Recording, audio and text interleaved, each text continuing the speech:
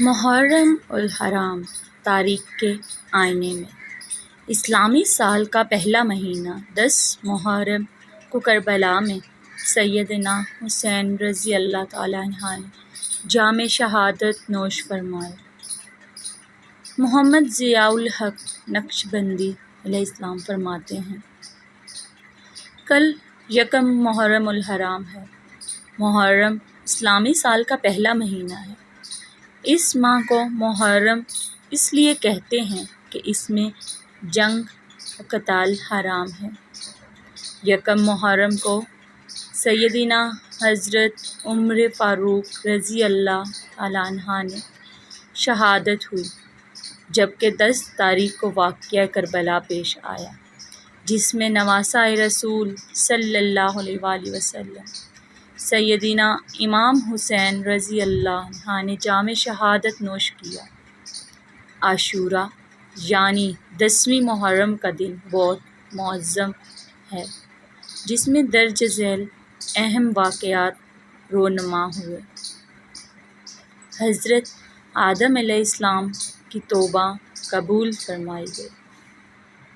حضرت یونس علیہ السلام کی قوم کی توبہ قبول فرمائی۔ حضرت عیسیٰ علیہ السلام کی پیدائش ہوئی۔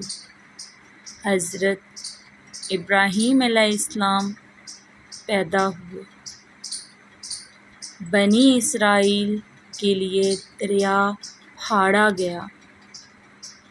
حضرت یوسف علیہ السلام کو قید خانے سے رہائی ملی۔ حضرت یونس علیہ السلام کو مچھلی کی پیٹ سے نجات ملی۔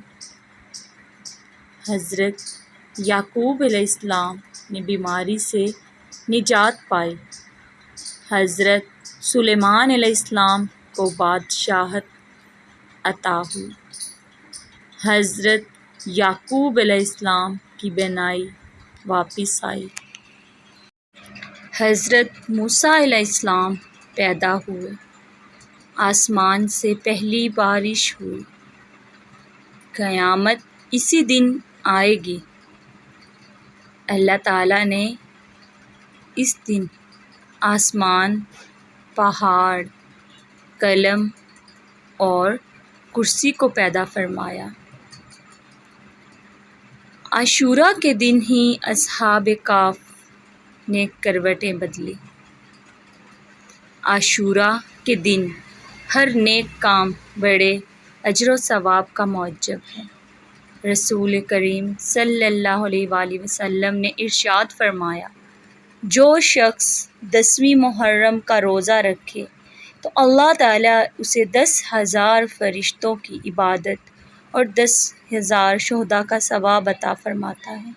سیدنا انس رضی اللہ عنہ سے مروی ہے کہ تاجدار مدینہ صلی اللہ علیہ وآلہ وسلم نے فرمایا، جو شخص محرم کے پہلے جمعہ کو روزہ رکھے تو اس کے گزشتہ گناہ معاف ہو جائیں گے۔ سیدہ عائشہ صدیقہ فرماتی ہیں کہ رحمت اللہ علیہ نے فرمایا، جو شخص محرم کے پہلے 10 دن روزہ رکھے تو وہ فردوس اعلیٰ کا مالک ہوگا۔ جس رات محرم کا چاند نظر آئے تو جو شخص 2 رکعت نماز پڑھے، ہر رکعت میں سورۃ الفاتحہ کے بعد سورۃ اخلاص 11 مرتبہ پڑھے اور سلام کے بعد سبوح قدوس ربنا و رب ملائکۃ پڑھے تو بہت ثواب ہوگا۔